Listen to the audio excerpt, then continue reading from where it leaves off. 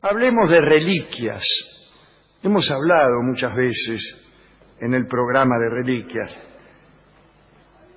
Hemos hablado sobre el comercio que había en Constantinopla. Una reliquia es una parte del cuerpo o un objeto de una persona venerada por algún motivo. En general se refiere en el cristianismo católico a cuerpos o pedacitos de santos ya finados. Las reliquias también designan a los ropajes y objetos que pudieran haber pertenecido al santo en cuestión o haber estado en contacto con él.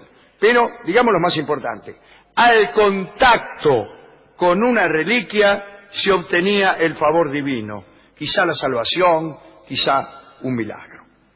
El culto a las reliquias se remonta a los principios del cristianismo.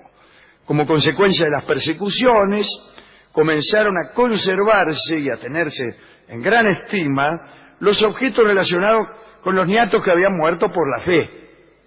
Entonces, los cuerpos de los mártires llegaron a ser tan preciados y dignos de veneración hasta el punto de que la gente exponía sus vidas para agarrarse un pedazo de mártir. Por ejemplo, empapaban esponjas en la sangre de los mártires de la arena, ¿no? Cuando los hacían comer por leones o lo que sea. Los primeros fragmentos recogidos como reliquia de los que se tiene noticia son los de San Esteban.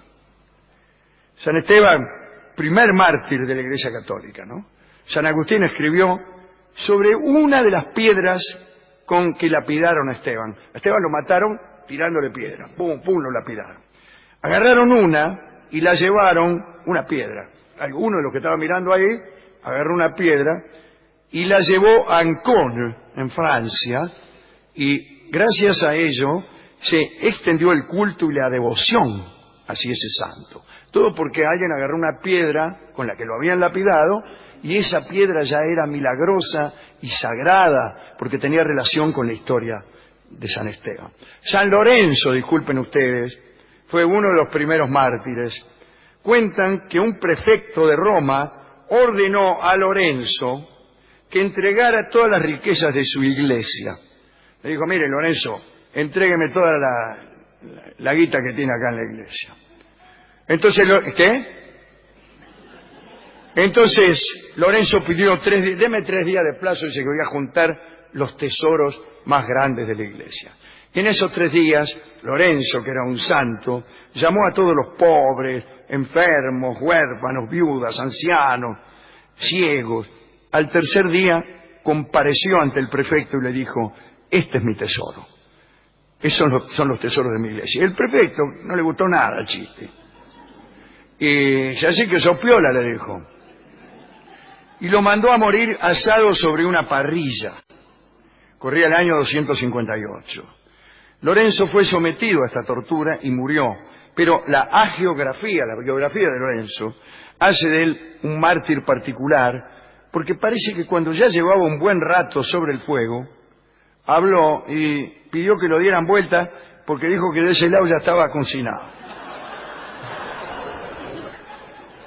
Bueno, hay muchas iglesias de todo el mundo que aseguran poseer reliquias de este santo, a pesar de que fue abrazado, fue quemado. Y bueno, hay por ahí varios dedos, un brazo, un pie, costillas, e incluso en una iglesia está la propia parrilla del martirio. Refiere Boccaccio una linda historia que se conecta con la que acabamos de contar. Había un vendedor de reliquias del siglo XIV, tipo muy tramposo, que se llamaba Fray Chipola. Vendía reliquias falsas, las únicas que hay. Bueno, era un tipo religioso, petizo, pelirrojo y de alegre cara, dice Boccaccio. Y se había presentado en el pueblo de Certaldo, que es donde había nacido Boccaccio, prometiendo exhibir nada menos que una pluma del arcángel Gabriel. Gabriel no, Gabriel. A cambio de limosna. El tipo iba pelaba una caja, sacaba de dentro de la caja una pluma, del ángel Gabriel, limosna.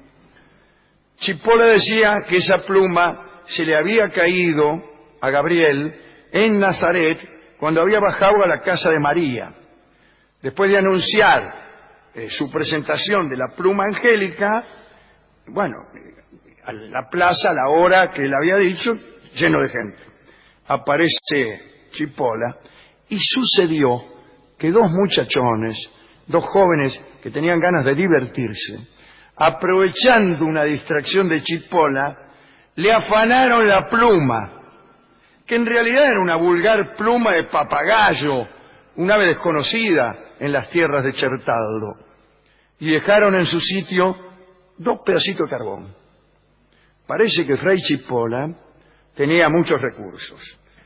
Cuando se presentó ante el público, dijo, qué sé yo, ahí viene la pluma, y abrió, y encontró los dos carbones, empezó una cháchara vertiginosa, y hizo una especie de baile, y gritó que en lugar de la pluma del arcángel Gabriel, había agarrado otra caja muy semejante, en la que guardaba algunos de los carbones sobre los que fue asado el mártir San Lorenzo, del que hablábamos recién, y cuya fiesta iba a celebrarse al día siguiente, lo cual le hacía suponer a Chipola que su error era debido a una inspiración divina. Imagínense, la gente cayó de rodillas. Bueno, Chipola, siempre rápido, empezó a trazar con el carbón señales de la cruz en la vestimenta de los hombres y las mujeres, y entonces, maravillados los chertaldenses, regresaron a sus casas creyéndose salvados y le dieron limosna y limosna. Los dos muchachos que habían creído poder poner en apuros a Fray Chipola se inclinaron ante la superioridad de un embaucador mejor y le devolvieron la pluma del papagayo. Desde los comienzos del cristianismo, los restos de los mártires estuvieron ligados al sacrificio eucarístico, ¿no? En realidad lo que quiero decir es que cada altar, en algún momento, tenía que tener por debajo, sosteniéndolo, una reliquia, el cuerpo de un santo o al menos un fragmento. En el año 269, el Papa San Félix promulgó una ley para asegurar esta costumbre y dijo que no se podían hacer iglesias nuevas, consagrar iglesias nuevas, si no lo estaban sobre las reliquias de algún santo. Ya en el siglo IV empezó la práctica de cortar por la mitad los cuerpos, porque no alcanzaban. Y los teólogos enseguida apoyaron la teoría de que por mucho que se fragmentara un santo, el efecto milagroso era siempre el mismo y era muy conveniente. A comienzos del siglo XIII, en el Concilio de Letrán, se prohibió la veneración de reliquias sin certificado de autenticidad. Y ahí el comercio de reliquias se desmoronó, porque antes no hacía falta. Vos vendías, mirá este hueso es el hueso de San Fulano, de San algo, qué sé yo. Bien. En determinado momento, las reliquias eran mucho más valiosas que todos los metales preciosos. Una parte enorme de los activos líquidos de los reinos estaba invertida en despojos de santos o apóstoles. Los reyes formaban colecciones tan importantes como las que había en las principales iglesias, y ese era el mejor modo para fortalecer su prestigio y su autoridad. Llevaban consigo las mejores reliquias a donde iban, ¿cierto? El conde de Barcelona, Wilfredo, le llamaban Wilfredo el Velloso a Wilfredo, o también Wilfredo el Piloso, pero mucho mejor, Wilfredo el Peludo. Bueno, este tipo andaba por todas partes, sentado, mirá lo que había inventado, qué manera de mejorar su economía, sentado sobre montones, disculpen ustedes, ¿no?, de restos humanos que pertenecían a hombres que Wilfredo consideraba que podían llegar a ser santos algún día. Entonces los tenía ahí. Antes de que comenzaran a ser valiosos sus restos, él se hacía con ellos. Y de este modo invertía. La veneración de reliquias fue defendida por Santo Tomás en el siglo XIII. Y, bueno, el Concilio de Trento también las aprobó. Algunos ejemplos de reliquias que andan por ahí. El anillo nupcial de la Virgen María es propiedad de los herederos de un difunto primado de España, arzobispo de Toledo, y está en la provincia de Albacete. Pero sucede que otro anillo igual a ese, y que dice ser el mismo, pertenece a los herederos del británico duque de Berry. El hígado, lengua y corazón de María están en las habitaciones de San José de Calasanz, en San Pablo de Pantaleone, Roma. Lágrimas de la Virgen en la comuna francesa de Vendôme. Un mechón de cabello en Sangüesa, España. La cola del burro que llevó a María a Belén también se guarda en Santa María del Popolo, en Roma. Incluso se conserva como reliquia un estornudo del Espíritu Santo que encerrado en una botella está en el Sancta Sanctorum del Vaticano. También existe un suspiro de San José recogido también en una botella y depositado por un ángel en una iglesia cercana a Blois, pero que ahora también se conserva en el Sancta Sanctorum del Vaticano. Es decir, está en dos lugares. En San Leonardo, en Porto Mauricio, hay una oreja seca de San Pedro, pero hay otra en Roma y es muy distinta. Se veneran también las 13 lentejas de la última cena y el pan sobrante de la misma.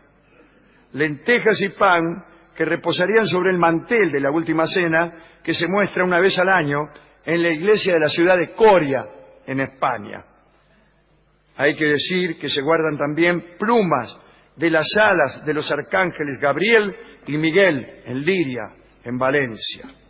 Espinas de la corona en Jerusalén, Petilla, Oviedo, Roma y Sevilla. Y hasta hay también guardadas escamas de los peces multiplicados. Ya lo ven entonces. Se trata de encontrar un santo.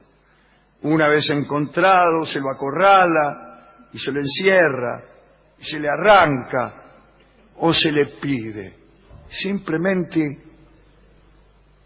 algo.